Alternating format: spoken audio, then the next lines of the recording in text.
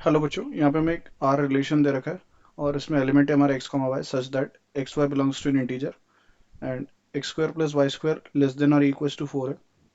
That is a relation on Z.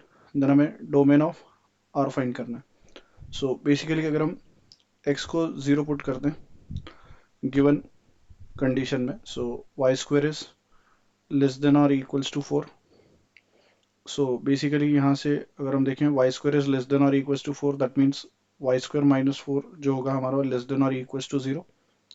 Now that can be written as y plus 2 into y minus 2 and that is less than or equals to 0. So हमारे critical points एक -2 आ रहा है और एक 2 आ रहा है. Now this is positive, this is negative, this is positive.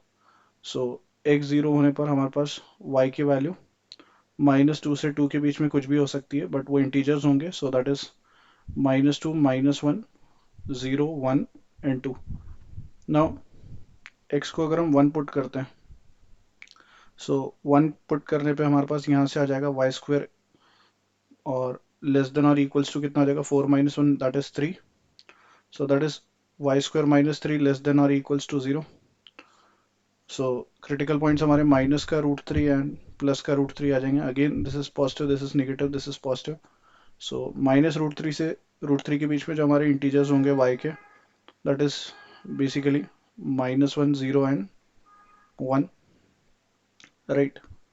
और in fact -1 पे भी हमारे पास यही कंडीशन आती, राइट. और अगर हम x को प्लस माइनस ऑफ 2 पुट करते हैं तो basically y square is less than और equals to 0. Now less than तो 0 हो नहीं सकता, सिर्फ इक्वल टू 0 हो सकता है. सो ये एकमात्र y की वैल्यू के लिए फिजिबल है, दैट इज 0 के लिए. सो यहाँ से अगर हम देखें तो हमारे पास डोमेन के लिए अगर बात करें तो x की possible values, so that is -2 -1 0 1 and 2, ये सारी तमाम वैल्यूज ऑफ x है, that is going to be the domain. So option 3 is correct. I hope you understood well. Best of luck. Thank you.